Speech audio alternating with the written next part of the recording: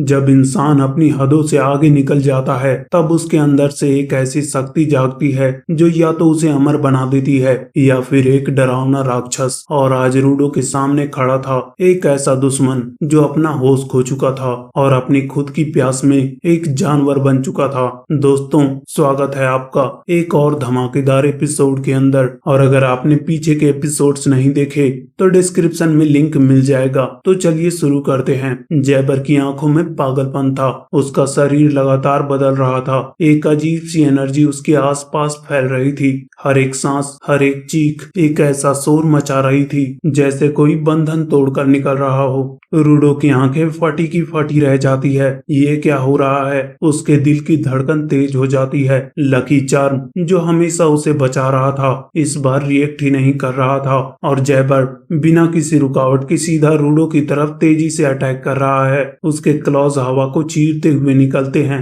और इस बार रूडो को बचाने के लिए उसके पास ना कोई शील्ड थी ना कोई सेवियर। रूडो बस एक ही बात सोचता है, अगर मैंने अब कुछ नहीं किया तो यहाँ मेरा अंत हो जाएगा। रूडो किसी तरह से जैबर के अटैक को रोकता है और वो अपने पूरे जोर के साथ एक मुक्का मारता है। धमाका होता है और जैबर दूर जा गिरता है, लेकिन उसकी चीखें, उसका रूप और भी ज्यादा खतरनाक बन जाता है। जैबर फिर से उठता है, खून से भरा हुआ, लेकिन अभी भी एक पागल जैसा चिल्लाता हुआ। उसकी हर हरकत, हर अटैक रूडो के लिए एक भयानक पजल बन जाती है। मैंने ऐसी पावर पहले कभी नहीं देखी। रूडो के दिल में डर के साथ एक और बात बस जाती है, लकी चार्म उसे बचा क्यों नहीं रहा? और तब उसे समझ आता है, लकी चार्म उसे तभी प्रोटेक्ट करता है जब सामने कोई उसे इंटेंशनली चोट पहुंचाना चाहता हो। लेकिन जैबर अब सोच ही नहीं रहा था। उसने अपने आप को इतना बदल दिया था कि वो इंसान भी नहीं रहा, वो अपनी हदों से नीचे गिर चुका था।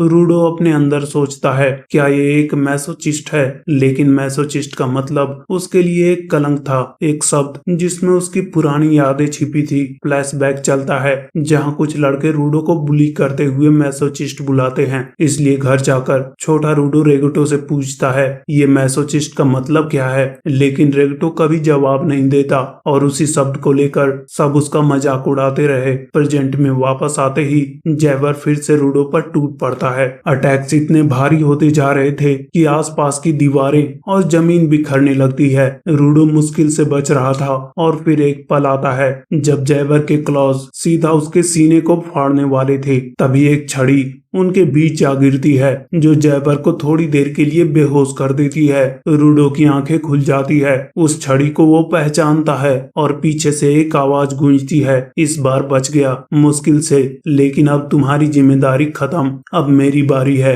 पर्दा उठता है और सामने आता है जाका। जाका थका हुआ था, घायल था, लेकिन आंखों में एक पूरी दुनिया की हिम्मत थी। वो रूडो से कहता है, तुमने अपना काम कर लिया, अब तुम बस देखो कैसे मैं इसे सबक सिखाता हूँ। रूडो उसकी हालत देख के हैरान हो जाता है, तुम तो खुद मुश्किल से खड़े हो। लेकिन जाका मुस्कुराता है, मेरा जितना मजाक उड़ाना है उड़ा लो। और फिर वो उसकी तारीफ करते हुए कहता है कि तुमने अपनी पावर सही तरह से सीख ली है और ये तुम्हारा वाइटल इंस्ट्रूमेंट दूसरों के बुरे इरादों से बचाता है ना? रूडो पूछता है, इसके बारे में तुम्हें कैसे पता चला? वो बताता है कि वो कुछ समय से उनकी फाइट को ऑब्जर्व कर रहा था, तभी उसने ये बात नोटिस की। और तुम्हारी प्रॉब्लम ये है कि तुम उस पर अटैक नहीं कर पा रहे, जिसका मतलब है कि अगर मैं तुम पर अटैक करूं तो ये तुम्हें मुझसे बचाएगा। तो चलो फिर इसी को ट्राई करते हैं। वहीं जैबर भी अब जाग चुका था और जैसे ही वो अटैक करने आता है तभी जाका अचानक रूडो पर हमला कर देता है और जैसे ही वो अटैक करता है लकी चार्म रिएक्ट करता है, उसे जोरदार धक्का लगता है और वो सीधा जैबर पर जा गिरता है, जिसे जाका अपनी छड़ी से दूर फेंक देता है। इम्पैक्ट इतना तेज होता है कि जैबर खून उगल देता है।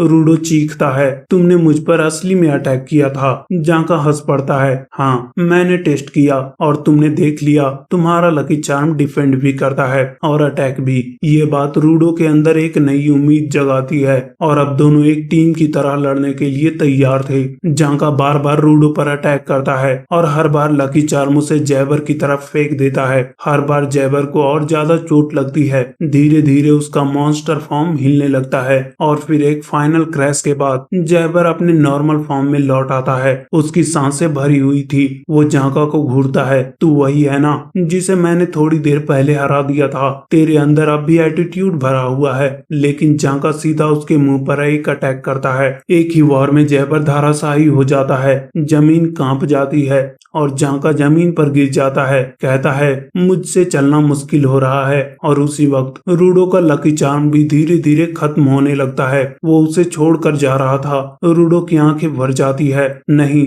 रुक जाओ, तुम मेरे लिए और ग्रीस के लिए बहुत जरूरी हो। लेकिन उसके हाथ खाली रह जाते हैं। रूडो दुखी होता है। तभी उसे सांस लेने में तकलीफ होती है और वो नीचे गिर जाता है। जांका उसकी हालत देख के हैरान रह जाता है और तभी एक सच सामने आता है। जैबर का एक अटैक रूडो को लग चुका था। उसके घाव गहरे थे और अगर टाइम पर इलाज नहीं हुआ तो उसकी सांसें रुक जाएगी। लेकिन क्या ये कहानी यहीं रुकेगी? नहीं, क्योंकि तभी जैबर अपने गर्दन में अपने दूसरे क्लॉ को घुसाता है और फिर से खड़ा हो जाता है। उसके होठों पे एक अजीब सी मुस्कान होती है। मुझे मजा आया, तुम दोनों ने मुझे इंटरटेन किया। जांका पूछता है, क्या तुम्हारा दूसरा क्लॉ तुम्हें हील करता है? लेकिन वो बताता है कि दूसरे क्लॉ में वो एंटीटोड रखता है और फिर वो कहता है, मेरा जहर मुझ पर केवल 10 मिनट तक काम करता है, पर दूसरों पर इसका असर 30 मिनट तक रहता है। लेकिन अब तुम्हारा कुछ नहीं हो सकता। ये कहकर वो अपने क्लॉज सीधा जांका में घुसा देता है, जिससे वो दोबारा पैरालाइज हो जाता है। वहीं रूडो भी हिल नहीं सकता, सिर्फ देख सकता है। जैबर उसे कंधे पर उठाकर ले जाता है और जांका बस उन्हें देखता ही रह जाता है। जैबर जब ऊपर पहुंचता है तो एक नया सरप्राइज उसका इंतजार कर रहा होता है, जिसके साथ ही वो खुद हैरान था कि वो इतनी जल्दी छत पे कैसे पहुंच गया। और वहाँ एक आवाज उसे रोक देती है, फाइनली मैंने तुझे ढूंढ लिया।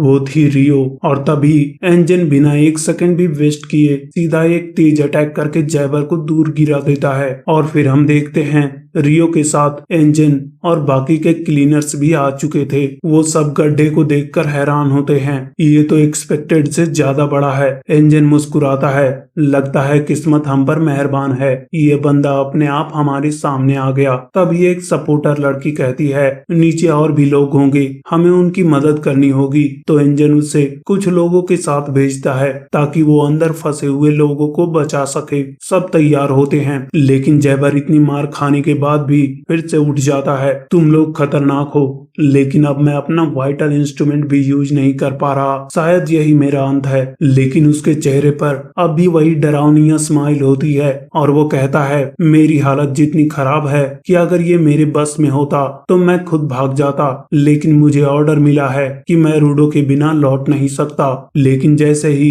वो उनसे लड़ने जा ही रहा होता है, तभी कोई पीछे से उसे रोक लेता है, जो एक लड़की थी और वो जैबर को वापस लौटने को कह रही थी। वहीं वहां सब हैरान थे कि वो लड़की आई कहां से, जो अब जैबर को वापस ले जाने की कोशिश कर रही थी। और जैबर अब भी गुस्से में रूडो को साथ ले जाने पर अड़ा हुआ था। तभी वो लड़की एक कोडवर्ड जैसा लाइन बोलती है, बॉस बहुत खुश हैं। और जैसे ही वो ये लाइन बोलती है, जैबर शांत हो जाता है और उसके साथ चलने के लिए तैयार हो जाता है। तभी हम देखते हैं कि दीवार में एक पोर्टल खुला हुआ है और फिर जाते हुए जैबर कहता है, रूडो मैंने जितना सोचा था तुम मुझसे ज्यादा ताकतवर निकले, लेकिन अगली बार मैं और तैयारी के साथ आऊंगा। जिसके साथ ही वो रूडो के ग्लव्स को देख के कहता है कि उस सीरीज का एक आइटम तुम्हारे पास भी है, अब तो और मजा आएगा। और फिर वो दोनों उस पोर्टल से चले जाते हैं, जिनके जाते ही वो पोर्टल भी गायब हो जाता है। जिसके बाद रियो रूडो की तरफ दौड़ती है, तुम ठीक हो? लेकिन रूडो की सांसें अब भी धीमी थी। वहीं अब उस गड्ढे से सबको रेस्क्यू कर लिया गया था। रूडो ग्रीस के पास जाकर कहता है, मुझे माफ करना, मुझसे तुम्हारा लकी चार्म बर्बाद हो गया। ग्रीस कहता है, वो लकी चार्म बस तुम्हारे काम आ गई,